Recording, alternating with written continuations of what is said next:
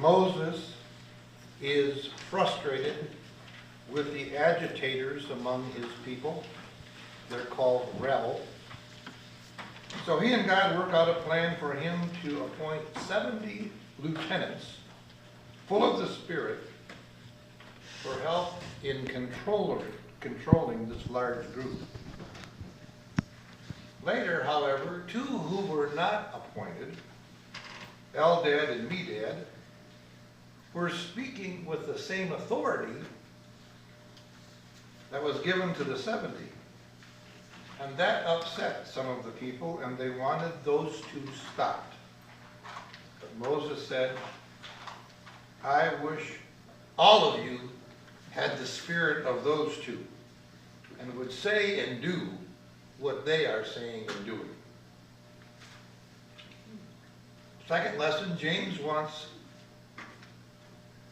people to pray if they are in need and sing songs of praises to God when they are happy.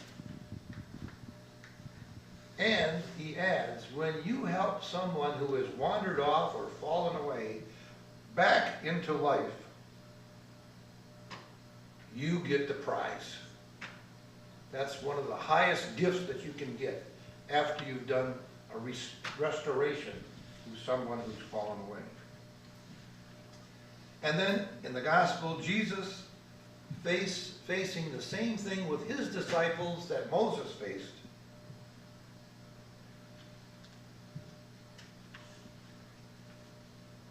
Other people were casting out demons in Jesus' name.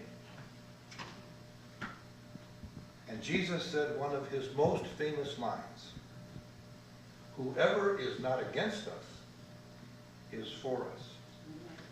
And ends up the whole lesson after the cut it off, pluck it out, all that. Be salty, he says to his friends. Be salty. So, we have people outside the group saying good things. We have from James the encouragement to pray when we're in need and sing praises when we're cheerful and support all who are making life better for somebody. And finally, Jesus says, be salty. I wonder if you have heard that Pope Francis is in America.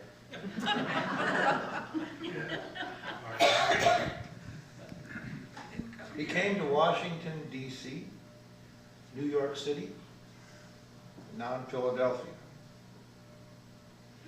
We could say about Pope Francis, since he's not a Lutheran, he is not one of us. We could complain like the Israelites, that he is speaking with an authority that only belongs to us. And if we did that, we would be wrong. Did you watch or listen to this guy? His tone, his mannerisms, his persuasive style of speaking, his obvious joy in people, his message of hope and help for the poor, imprisoned, abused, concern for the planet. All of those concerns of Francis are right up our Lutheran alley. I liked him riding in that little black car rather than a limo. I liked watching him touch the children. I liked his soft but powerful way of speaking. John Boehner used to be the Speaker of the House. The tough-talking John Boehner was overcome with emotion standing next to Pope Francis. Thursday night, Janet posted on Facebook that her husband was more into the Pope than he was into football that night. Which is saying something. This Pope is not like the popes of Luther's time. This Pope is more like Luther himself, trying to reform the church from inside. And not everyone in his church is happy with him. Not happy with the changes he's making and the tone he is setting. But how do they excommunicate the Pope?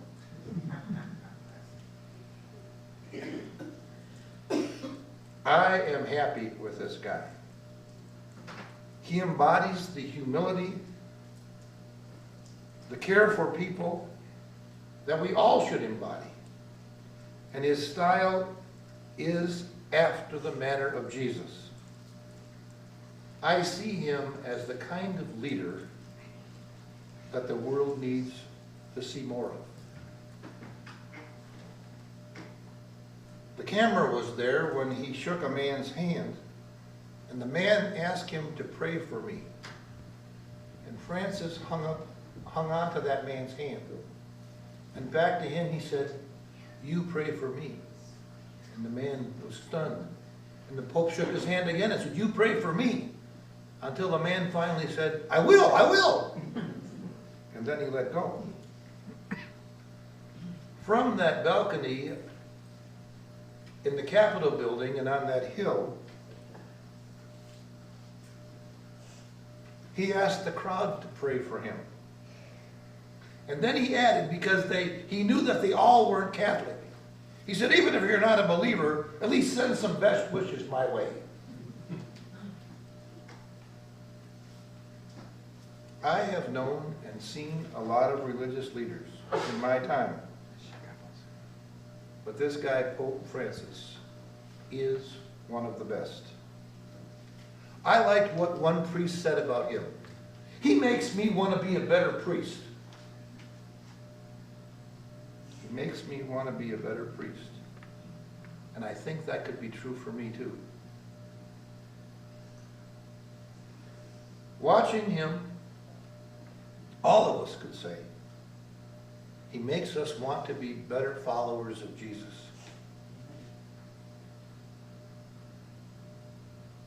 For one day in September 2015, Francis changed the air, the contentious air in Washington, into a balmy, joyful, sun-shining breeze. This Pope gives me hope. Then James goes on to say, are you suffering? Are you in need? Pray. Pray for yourself. Pray for others. Prayer changes the person who's praying. It helps us relinquish the power that we think we have over our lives. Give it back to God, who has had it all along anyway. Prayer helps us acknowledge that we have little control over the major events of our lives. So, if you're suffering, pray. Pray for others. Pray for Mel and Darla. They need many. Others do too. Sometimes you can't do much, but you can pray. And then when you're happy, sing praises of joy. And my friend Harold Schlachtenhofen, Dr. Harold Schlachtenhofen, in his booming voice, when anything goes right and he makes him happy, the Lord be praised, he said. And it just gives you shivers to hear him say that.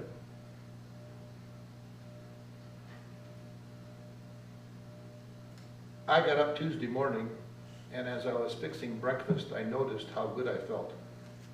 At my age, I'm not saying it's rare, but that I noticed that I felt good was rare.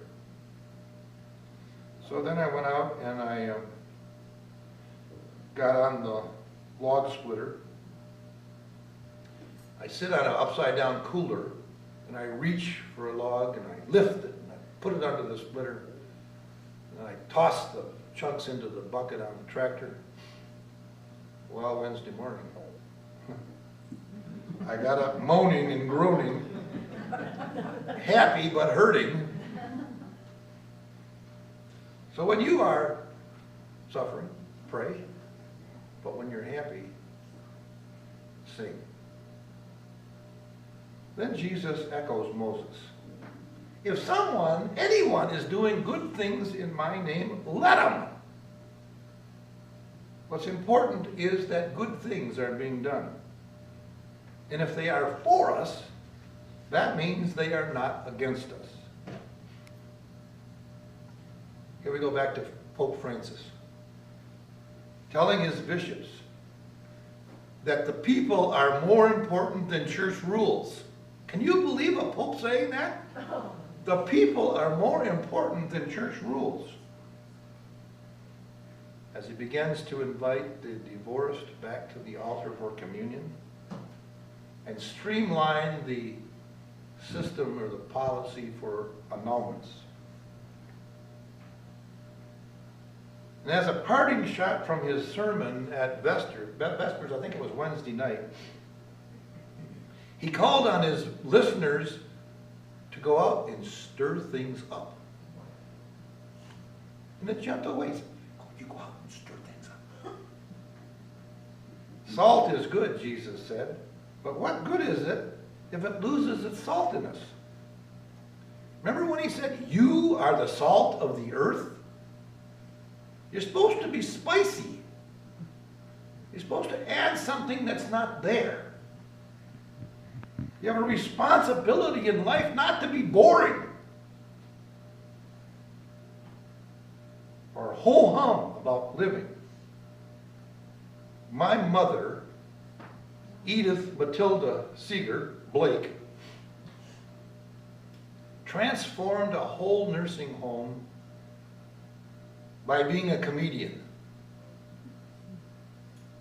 And she got better treatment because while her body was dying, her spirit was not. Her spirit was joyful. Her spirit remained salty. So, we have had a good week. We. Thrilled by Pope Francis, who is not a Lutheran technically, but is certainly a Lutheran in spirit. And as Moses would say, would that all the Lord's people were like Francis. James encourages us to pray when we're suffering and sing when we're not. And Jesus reminds us that if the things that he wants done are being done, what does it matter who's doing them? And then a final word to be the salt of the earth. Get out there and stir things up. It's a major, major sin to be a boring person.